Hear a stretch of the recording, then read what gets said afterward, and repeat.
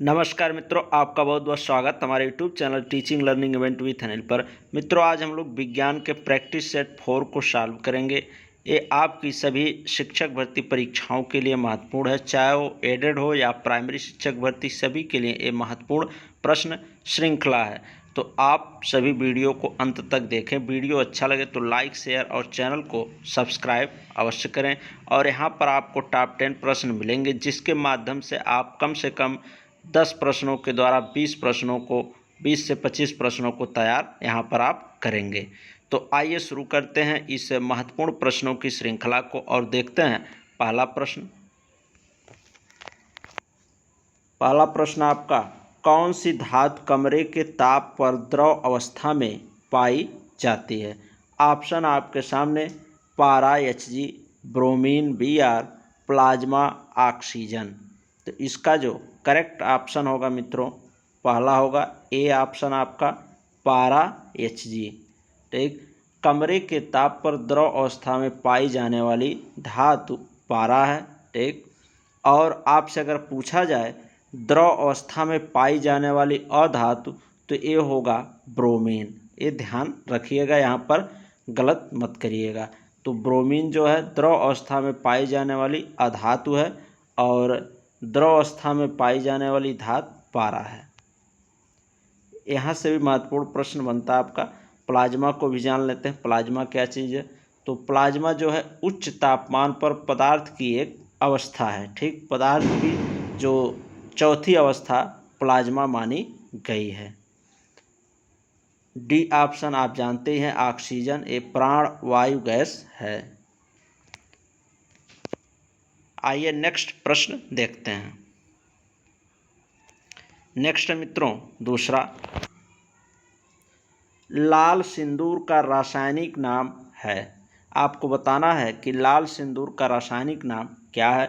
Option आपके सामने है, sodium thiosulphate, potash alum, triplumbic tetra oxide और विरंजक चूर्ण। चौथा ऑप्शन है आपका। तो आपका इसका करेक्ट ऑप्शन होगा सी, ट्राइप्लम्बिक टेट्रा ऑक्साइड। ये होता आपका लाल सिंदूर का रासायनिक नाम।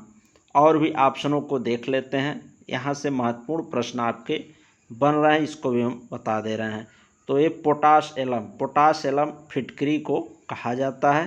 ठीक, और ये फिटकरी का रासायनिक नाम है पोटाश एलम। ठीक, और इसका अणुसूत्र जान लेते हैं क्या होता है फिटकरी का। तो K2SO4 Al2SO4 का होल थ्राइज डॉट 24H2O। ठीक, 24H2O होता है। ठीक, यहाँ पर आप ध्यान दीजिएगा, 24H2O है। तो ये होता आपका पोटाशियम फिटकरी को कहते हैं, जिसका रासायनिक नाम पोटाशियम होता है फिटकरी का, और इसका अणुसूत्र होता है K2SO4 Al2SO4 का होल थ्राइज डॉट 24H2O। ठीक, ये ध्यान दीजिएगा। और यहाँ से विरंजक चूर्ण से भी महत्वपूर्ण प्रश्न आपका बन रहा है, इसको भी बता देते हैं। तो विरंजक चूर्ण ब्लीचिंग पाउडर को कहते हैं। ठीक, रासायनिक नाम इसका होता है कैल्शियम ऑक्सीक्लोराइड। ठीक, और रासायनिक सूत्र इसका जान लेते हैं। तो CaOCl2 ये होता है आपका विरंजक चूर्ण का रासायनिक सूत्र। ठीक, और ये आपका फिटकरी का होता है रासायनिक सूत्र K2SO4 Al2SO4 का होल थ्राइज डॉट 24H2O। और विरंजक चूर्ण ये ब्लीचिंग पाउडर का नाम है। ठीक, और इसका जो रासायनिक नाम होता है कैल्शियम ऑक्सीक्लोराइड होता है, और इसका सूत्र है CaOCl2। तो यहाँ से महत्वपूर्ण प्रश्न आपके बन रहे थे, इसको मैंने आपको बता दिया। तो इसको आप अच्छे से तैयार कर लें, और ऐसे ही महत्वपूर्ण प्रश्नों की श्रृंखला को प्राप्त करने के लिए आप हमारे YouTube channel teaching learning event with Anil को सब्सक्राइब अवश्य करें। यहाँ पर आपको सामान्य ज्ञान और सामान्य विज्ञान की प्रैक्टिस सेट श्रृंखला कराई जाती है, जो आपके शिक्षक भर्ती परीक्षा, चाहे वो प्राइमरी की हो या एडेड जूनियर शिक्षक भर्ती हो, सभी के लिए महत्वपूर्ण है। अब आइए नेक्स्ट प्रश्नों को देखते हैं।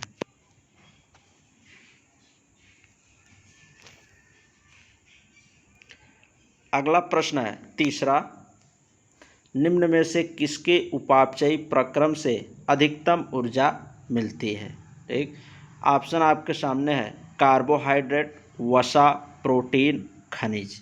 तो इसका जो करेक्ट ऑप्शन मित्रों बी वाला है, वसा। वसा में सबसे अधिक ऊर्जा मिलती है। ठीक, और यहाँ से एक महत्वपूर्ण प्रश्न बनता है कार्बोहाइड्रेट से। अगर आपको जस्ट तुरंत एनर्जी की आवश्यकता है तो आप कार्बोहाइड्रेट लेंगे, और सबसे अधिक मात्रा में अगर पूछा जाए ऊर्जा किस में मिलती है तो वसा में, उससे कम प्रोटीन में, ठीक, फिर कार्बोहाइड्रेट में, उससे बाद दूसरे नंबर पे कार्बोहाइड्रेट में, फिर प्रोटीन में। और जस्ट पूछा जाए, जस्ट एनर्जी की आवश्यकता हो तो आपको क्या लेना होगा, तो कार्बोहाइड्रेट लेना होगा। ठीक, ये ध्यान रखिएगा। आइए नेक्स्ट देखते हैं। नेक्स्ट है मित्रों चौथा और बहुत ही महत्वपूर्ण प्रश्न है आपकी परीक्षाओं की दृष्टि से। मानव के बाल नाखून में कौन सा प्रोटीन पाया जाता है। ऑप्शन आपके सामने ऑक्सीटोसिन, कीरेटिन, वैसोप्रेसिन, ट्रिप्सिन। तो इसका जो करेक्ट ऑप्शन होगा बी ऑप्शन होगा, कीरेटिन। कीरेटिन जो होता है मानव के बाल व नाखून में पाए जाने वाला प्रोटीन है। ठीक, और भी यहाँ ऑप्शनों से जान लेते हैं, महत्वपूर्ण प्रश्न बन रहा है, इसको हम चर्चा कर लेते हैं। ऑक्सीटोसिन, तो ऑक्सीटोसिन भी एक प्रकार का स्तनधारियों में पाया जाने वाला हार्मोन है। ठीक, इसी के कारण गर्भावस्था के समय दूध का स्राव होता है, दूध बनता है, ठीक, गर्भवती महिलाओं में। तो ये जो ऑक्सीटोसिन है ये बहुत ही महत्वपूर्ण हार्मोन है। ठीक, तो ये स्तनधारियों में पाया जाता है और इसका मुख्य कार्य होता है दूध का निर्माण करना।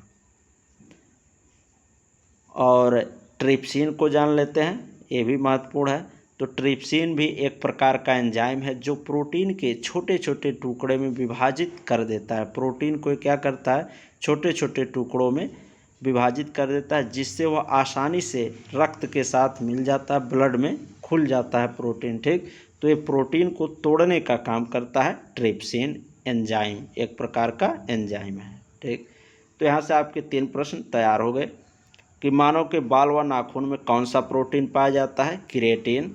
और ट्रिप्सिन ये प्रोटीन को छोटे छोटे टुकड़ों में तोड़ देता है, जिसके द्वारा आसानी से ब्लड में प्रोटीन मिल जाता है। ऑक्सीटोसिन जो होता है स्तनधारियों में पाए जाने वाला हार्मोन है, इसी के कारण दूध बनता है। आइए नेक्स्ट प्रश्न देखते हैं। अगला है 5वां आपका, निम्न विटामिनों में से कौन सा विटामिन स्वप्न को पर्याप्त अवधि तक याद रखने में सहायक होता है। ये प्रश्न भी महत्वपूर्ण है आपकी परीक्षा के दृष्टि से। ऑप्शन आपके सामने vitamin A, vitamin D, vitamin B6, vitamin C. तो आपका इसका करेक्ट ऑप्शन हो जाएगा सी, विटामिन B6। सी वाला ऑप्शन सही है। विटामिन B6 ऐसा विटामिन है जो स्वप्न को पर्याप्त अवधि तक याद रखने में सहायक होता है। यहाँ से अन्य विटामिनों को भी देख लेते हैं, vitamin A, vitamin D, vitamin C को भी। ठीक, तो विटामिन ए का जान लेते हैं।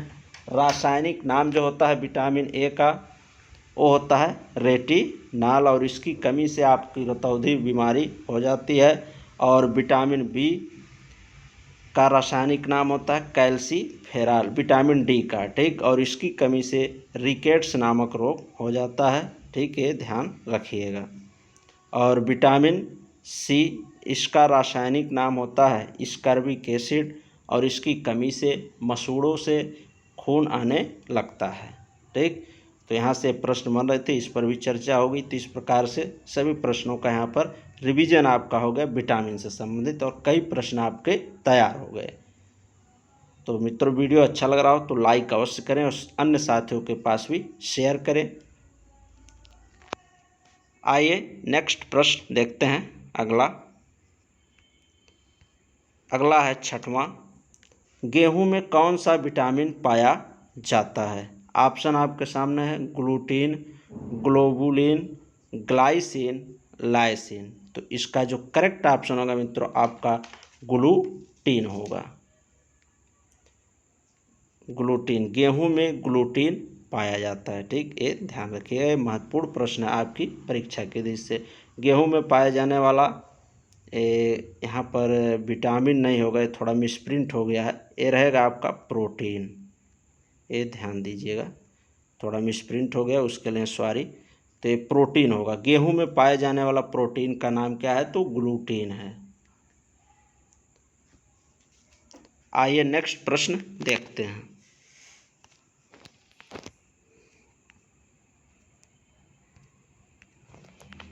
नेक्स्ट है मित्रों 7वां, निम्न में से किसका उपयोग विस्फोटक के रूप में किया जाता है? ऑप्शन आपके सामने glycerol, methanol, urea, oxalic acid. तो इसका जो करेक्ट ऑप्शन होगा आपका ए वाला होगा ग्लिसरॉल। ग्लिसरॉल का उपयोग विस्फोटक पदार्थों में किया जाता है। और यूरिया का जो उपयोग है ये उर्वरक के रूप में किया जाता है। और यहाँ से एक महत्वपूर्ण प्रश्न बनता है आपका ऑक्जेलिक एसिड से। पूछा जाता है कि ऑक्जेलिक एसिड किस में पाया जाता है? तो ये पाया जाता है आपका टमाटर में, ये ध्यान रखिएगा, टमाटर में ऑक्जेलिक एसिड पाया जाता है। नेक्स्ट देखते हैं 8वां प्रश्न आपका, किसी तत्व के परमाणु की दूसरी कक्षा में इलेक्ट्रॉनों की अधिकतम संख्या कितनी हो सकती है? तो अधिकतम संख्या दूसरी कक्षा में, इसका ऑप्शन आपके सामने है 18, 8, 6, 36। तो इसका जो करेक्ट ऑप्शन होगा बी वाला होगा 8।